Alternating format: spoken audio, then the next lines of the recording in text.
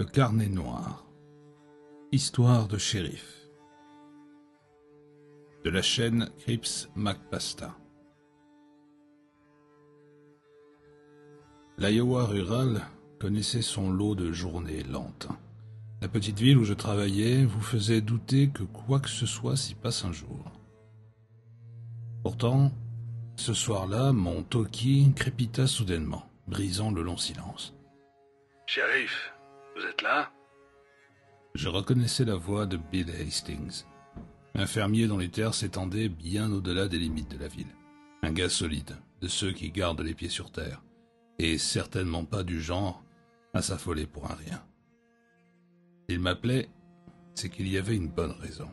« Je crois que mes voisins ont disparu. » Je laissai échapper un soupir en me frottant les tempes. « Qui ça ?» ?»« La famille Barnes. Je les ai pas vus depuis 2 semaines. Je me suis dit qu'ils étaient peut-être partis en vacances, mais la maison est toujours allumée. Et pareil qu'hier soir. Le bétail est toujours enfermé, la voiture est toujours là, et je pense qu'il y a un truc qui va pas. » Les Barnes. Je les connaissais eux aussi, ou du moins je savais qui ils étaient. Une famille tranquille et sans histoire, jamais de problème à ma connaissance. Un couple marié avec 2 enfants, toujours polis à l'épicerie, toujours souriants à l'église. On aurait dit qu'ils étaient sortis d'un tableau de Norman Rockwell. Pas le genre de gens dont on s'inquiète, hein. Ils sont peut-être partis à la hâte? Une urgence familiale? Peut-être. Bill n'avait pas l'air convaincu. Et honnêtement, moi non plus. Je le rassurai, lui disant que j'allais jeter un œil. Puis je montai dans mon véhicule et pris la direction de l'ouest. La route était longue, le paysage monotone, les champs dorés à perte de vue ondulant dans toutes les directions, comme des sentinelles squelettiques. Plus j'avançais, plus la vie semblait se raréfier. Moins de maisons, moins de voitures, juste des étendues désertes et quelques corbeaux perchés sur des poteaux de clôture. En bifurquant sur le chemin de terre menant à la propriété des Barnes, un mince brouillard s'élevait au-dessus des champs, tourbillonnant dans les phares. Le soleil déclinait à l'horizon, versant des teintes orange et pourpre dans le ciel, et tirant les ombres à travers la terre. La maison brillait comme un phare dans la nuit. Chaque fenêtre diffusait une lumière dorée et chaude, comme une maison témoin, préparée pour personne. Je coupai le moteur, et le silence retomba brutalement autour de moi. Le vent s'était levé, faisant bruisser les tiges de maïs au bord du champ. Leurs feuilles sèches chuchotaient comme des voix invisibles. Le gravier crissa sous mes bottes quand je sortis du véhicule. Le vent retomba à son tour, laissant l'air lourd et immobile. Même les insectes s'étaient tus. Une voiture se trouvait dans l'allée et je m'en approchai. Une vieille Ford.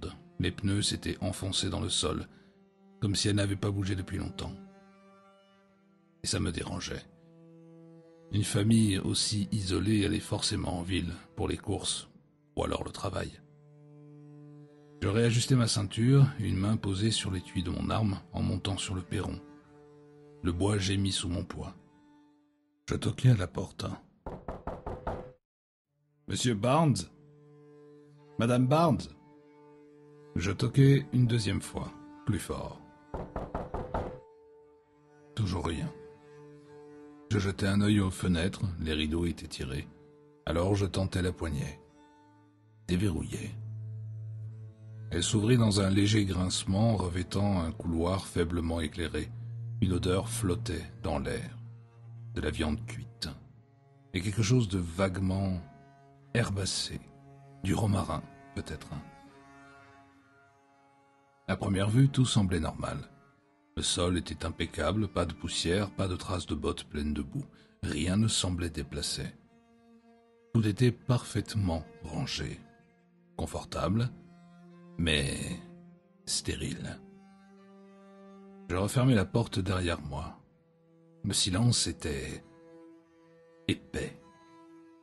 J'appelai à nouveau et ma voix ne résonna pas, comme si la maison avalait le son. Je m'avançai prudemment dans le couloir, mes pas à peine audibles sur le bois ciré. Rien ne semblait avoir été forcé, pas de signe d'effraction. Mais la lumière était allumée. La maison était chauffée. Quelqu'un devait être là récemment. Puis je pénétrai dans la salle à manger. Et je me figeai.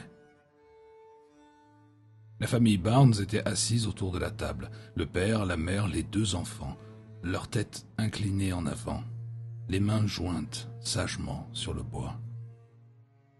Immobiles.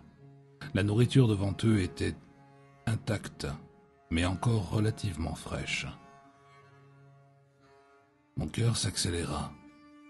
Mon premier réflexe fut de m'approcher, de vérifier leur pouls, de dire quelque chose, mais je ne bougeais pas. Quelque chose me clouait sur place, une pression dans l'air, une lourdeur, comme si j'étais entré dans un endroit qui n'aurait jamais dû être vu. Je forçais mon corps à avancer, un pas lent, précautionneux. Je levai les yeux et je vis gravé dans le plafond au-dessus de la table un pentagramme. Je fis un autre pas vers la table, mon cœur cognant contre mes côtes. 4 personnes, mais 5 assiettes. Je ne l'avais pas remarqué au départ, pas avant que mon regard ne tombe sur la chaise vide. L'assiette devant elle était parfaitement dressée comme les autres, mais personne n'y était assis. Je déglutis difficilement et regardai de nouveau les corps, forçant ma respiration à rester stable. Je devais en avoir le cœur net. Je m'approchai du père, lui pris le poignet. Sa peau était froide et raide. Aucun pouls. Sa tête resta penchée. Je fis de même pour la mère, même résultat. Puis les enfants.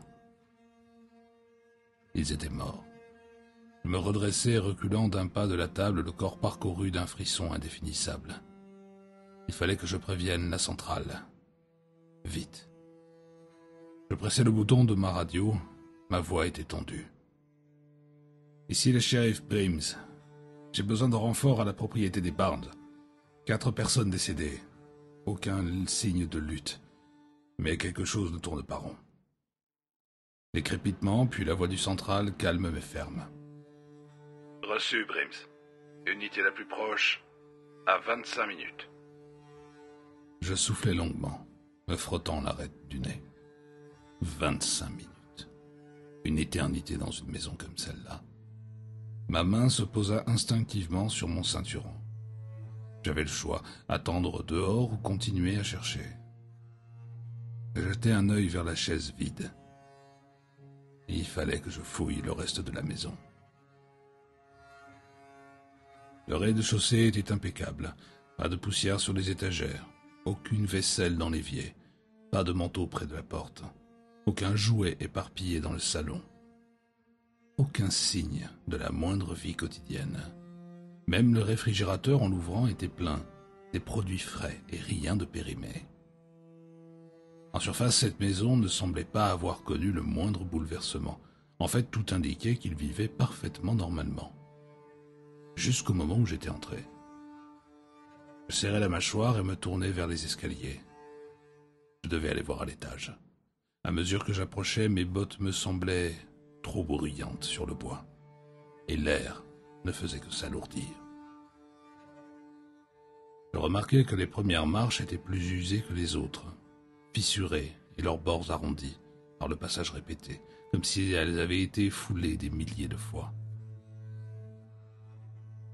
Je montai la première marche, puis la seconde.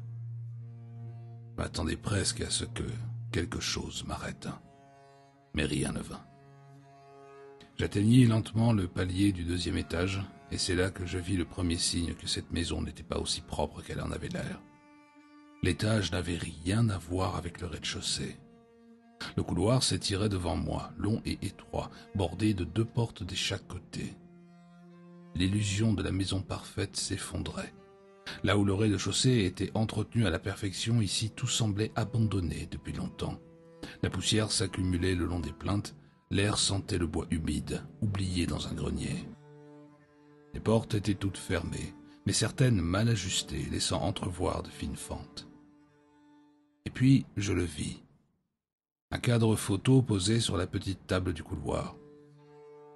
Il n'aurait pas dû attirer autant mon attention, mais quelque chose me noua l'estomac aussitôt que mon regard s'y posa.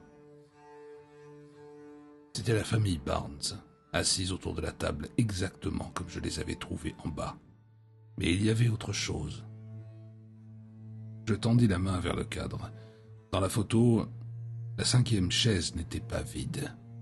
Quelque chose y était assis.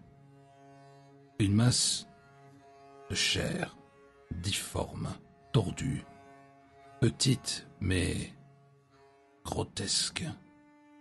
Pas un être humain. La forme générale évoquait vaguement un enfant, mais ses membres étaient gonflés, boursouflés, anormaux. Sa peau semblait trop tendue, comme si quelque chose poussait de l'intérieur, cherchant à s'échapper. La famille, elle, souriait, grand sourire figé, les yeux grands ouverts. Je reposai lentement le cadre, et je dépassai quelques portes fermées, probablement les chambres des enfants. Elles pouvaient attendre. Au fond du couloir, une porte restait légèrement entr'ouverte, la chambre principale. Dès que je mis le pied à l'intérieur, l'odeur me frappa. Épaisse, métallique, tranchante. Du sang. Beaucoup de sang. Ma respiration se bloqua dans ma gorge en voyant le lit. En tant que policier, on voit des choses, mais chaque scène macabre vous frappe comme si c'était la première fois. On ne s'habitue jamais vraiment à la mort, ni même à l'endroit où elle est passée. Elle laisse une empreinte, indélébile.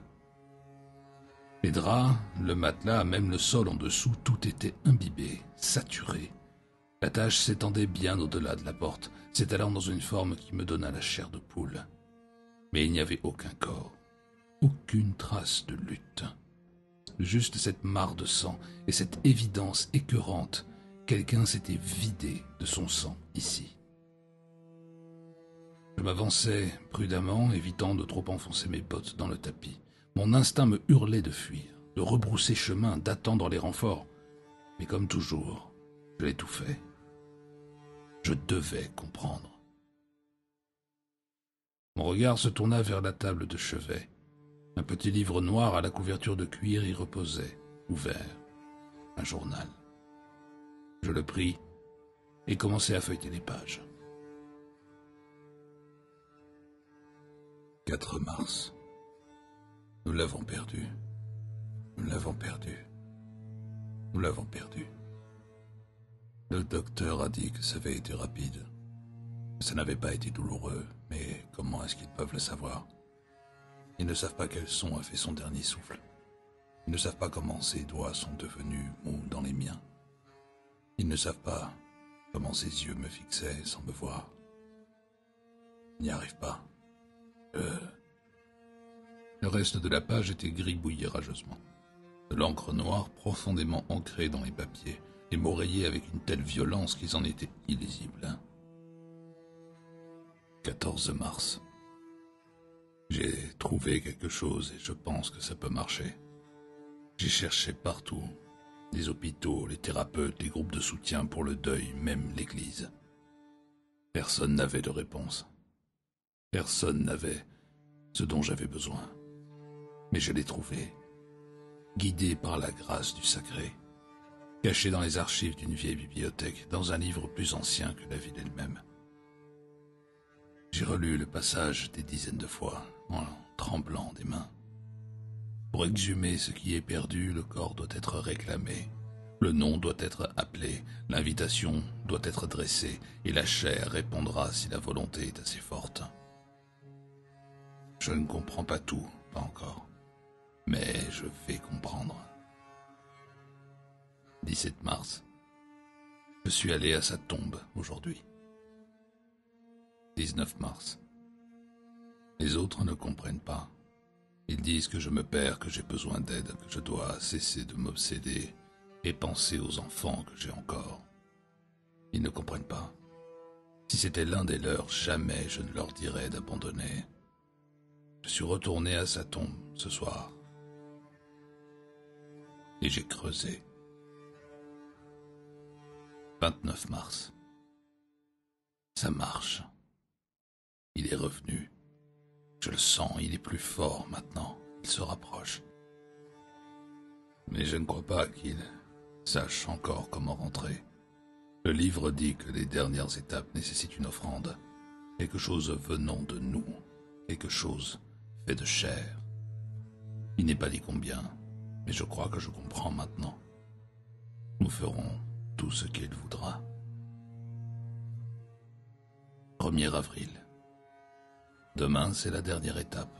La table est dressée, la maison est prête. Et l'offrande est prête. Je le sens qui attend. Nous allons l'accueillir chez nous. 2 avril. Ça a marché. Il est revenu. Nous sommes entiers à nouveau. Je laissais le journal glisser entre mes doigts. Un souffle que je ne m'étais pas rendu compte de retenir s'échappa en frisson. Je regardais de nouveau le lit imbibé de sang. Ils avaient fait quelque chose ici. La masse que j'avais vue sur la photo remonta à mon esprit. Était-ce l'enfant qu'ils avaient ramené? En bas, la porte grinça, et je me figeai. Pendant 1 seconde, je crus avoir imaginé le bruit. Puis un son suivit. Un souffle, bas, humide, un râle gluant, qui résonnait à travers toute la maison. Je serrai mon arme. L'air changea, pas seulement dans la pièce, partout. Les murs gémirent comme des os trop vieux qui se tordent. Les poutres au-dessus de moi craquèrent avec un bruit grave et anormal. Un frisson parcourut la maison. Pas depuis une direction précise, mais de partout à la fois. Je fis un pas vers la porte, mon arme levée. Mes bottes semblaient trop bruyantes sur le sol. Et là, un son. Une voix de bébé. Mais pas vraiment. Une version déformée, trop grave, trop lente, comme si quelque chose essayait d'imiter un bébé. Mais n'y parvenait pas. Puis toute la maison trembla. Un violent tremblement sous mes pieds, brutal, comme si quelque chose d'énorme s'était déplacé sous les fondations. L'ampoule au plafond vacilla. Puis en bas, j'entendis des chaises raclant le sol, des assiettes qui tintinabulaient doucement comme si quelque chose venait de s'asseoir. Un instinct profond et viscéral remontant en moi. Je serrai mon arme si fort que mes doigts me faisaient mal. Je gardai le canon levé devant moi, en avançant lentement. « Ici le shérif Brims. S'il y a quelqu'un ici, manifestez-vous. » Ma voix était tendue mais stable. Aucune réponse. Je descendis les escaliers 1 marche à la fois. Le bois gémissait sous mon poids. Une odeur me frappa que je n'avais pas remarquée auparavant. De la pourriture, humide, la décomposition. Je posai le pied sur la dernière marche. Devant moi, à travers l'arcade, se trouvait la salle à manger. Je ne pouvais pas encore voir la table. Mais je l'entendais. Des bruits humides, de mastication, des lèvres qui claquent, une respiration lourde et laborieuse. Quelque chose était assis là. Ça mangeait. Je tournai au coin. Assis à la table, penché sur une assiette de nourriture intacte, se trouvait la chose. Un bébé, mais pas un bébé. Elle était massive. Elle pulsait, enflait. La chair trop tendue semblait lutter pour contenir ce qu'il y avait dessous. Sa peau était pâle, luisante, striée de veines violettes qui frémissaient comme si quelque chose dessous cherchait à se libérer. Ses bras étaient énormes, charnus, terminés par des longs doigts boursouflés, épais et sans ongles. Elle était bien plus grande que sur la photo, bien plus grosse. Si il s'agissait toutefois de la même chose. Elle enfournait la nourriture dans sa bouche, mastiquant avec avidité, engloutissant dans un bruit de succion. La graisse dégoulinait sur ses lèvres molles. Je pouvais l'entendre avaler des glou-glous lourds, épais, comme si elle tentait de combler un vide sans fond. La chaise sous son poids craquait, enfonçait ses pieds dans le sol. Elle était trop grosse pour s'asseoir normalement, trop gonflée pour bouger, coincée ici au rez-de-chaussée. C'était pour cela que l'étage supérieur était intact. Elle ne pouvait plus y monter. Et puis elle s'arrêta. Sa main se figea au-dessus de l'assiette. Sa bouche resta entr'ouverte. Les dents cessèrent de claquer. Un silence étrange se propagea dans la pièce. Puis sa tête commença à tourner, lentement avec un mouvement mécanique, comme si ses muscles ne fonctionnaient pas correctement. La chair de son cou ondula, comme si quelque chose en elle se réorganisait. Et puis, elle me vit. Ses yeux noirs, vides, se plantèrent dans les miens. Sa bouche s'ouvrit pour hurler. Mais le son qui en sortit, ce n'était pas humain, même pas animal. Un gargouillement humide, épais, comme si elle se noyait dans sa propre gorge, un râle gluant et déformé qui me transperça les tympans.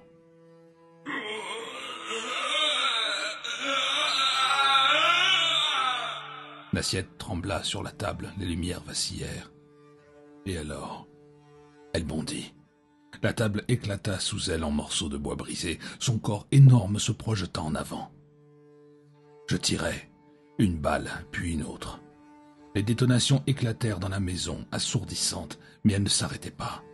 Les balles pénétraient dans sa chair comme dans de la boue, s'enfonçant avec un bruit humide et visqueux, comme si je tirais sur une carcasse en décomposition. Elle ne réagit même pas. Alors je fuis. Je pivotais sur mes talons, courus à travers l'arche, mes bottes claquaient sur le plancher et mon souffle haletait. Derrière moi, je l'entendais. Elle bougeait, rampait, brisait tout sur son passage. Les murs gémissaient, la maison tremblait. Je ne me retournais pas, je ne pensais qu'à fuir. Je filais dans le couloir, dépassai l'escalier, fonçai droit vers la porte. Et au moment où mes doigts touchèrent la poignée, toute la maison fut secouée d'un coup avec une violence inouïe, comme si quelque chose d'énorme avait frappé de l'intérieur. Les vitres explosèrent, les ampoules éclatèrent et les murs se plièrent. Dehors, des éclats de lumière rouge et bleue s'étendaient sur les murs et des pneus crissaient. Les renforts étaient là. Je sentis la chose juste derrière moi. Mon corps se figea, un instant suspendu. Et là, des coups de feu éclatèrent autour de moi, un déluge d'armes automatiques et de fusils à pompe déchira les murs, les fenêtres et la chose elle-même.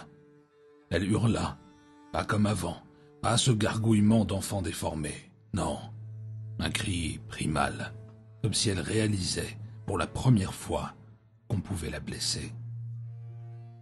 Alors moi aussi je levai mon arme et je vidai mon chargeur.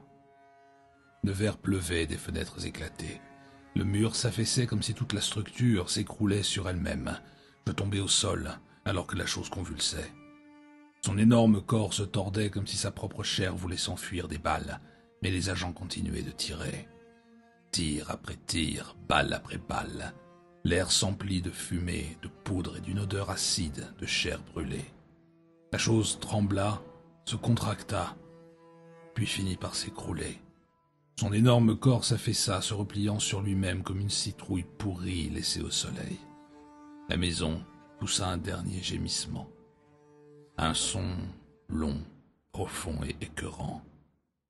Je restais là, allongé sur le dos, haletant, fixant le plafond, pendant que la poussière retombait. Quelqu'un m'attrapa par le bras et me hissa d'un coup. « Prims, bon sang, ça va ?» Je tournai la tête vers la voix. C'était l'agent Dado, les yeux écarquillés, la bouche ouverte de stupeur et son fusil encore levé à moitié. Je me levai, je sortis de la maison sans dire un mot. Je m'assis dans ma voiture, toujours couvert de suie, de sueur séchée et d'autres choses que je préférais ne pas nommer. Le chef d'enquête, un homme que je n'avais pas vu avant ce matin-là, se tenait à côté de moi. Cheveux grisonnants, costume rigide, regard éteint de fatigue, trop fatigué pour être encore vif. Il fixait les flammes qui consumaient ce qui restait de la maison des Barnes. Il tira longuement sur sa cigarette, expira lentement, puis se tourna vers moi. Oubliez que tout ça s'est passé. Le nettoyage commença avant même le lever du soleil. Quand la première lueur de l'aube effleura les champs, la maison n'était déjà plus qu'une carcasse, vidée, dépouillée de tout ce qui liait encore ce lieu à ce qui s'était passé. Aucun corps ne fut sorti, aucun rapport de médecin légiste. Seulement des camions noirs banalisés, des hommes en uniforme neutre, se déplaçant avec une précision effrayante. Des policiers qui évitaient mon regard. La famille Barnes fut enterrée dans leur. la maison brûlée jusqu'aux fondations. Le journal local publia un avis discret, une tragédie, une fuite de gaz et une famille entièrement disparue. Juste comme ça, effacée. Comme si, quoi que ce fût, avait besoin d'être rayé, brûlé. Et que même la terre soit salée pour que aucune racine n'y pousse jamais plus. Des années ont passé. Et j'ai enterré plus d'affaires que je ne peux en compter. Mais celle-là, elle ne m'a jamais quitté. L'Iowa rural connaît son jour de journée lente. Mais certaines d'entre elles peuvent durer encore plus longtemps. Parfois rester avec vous une éternité.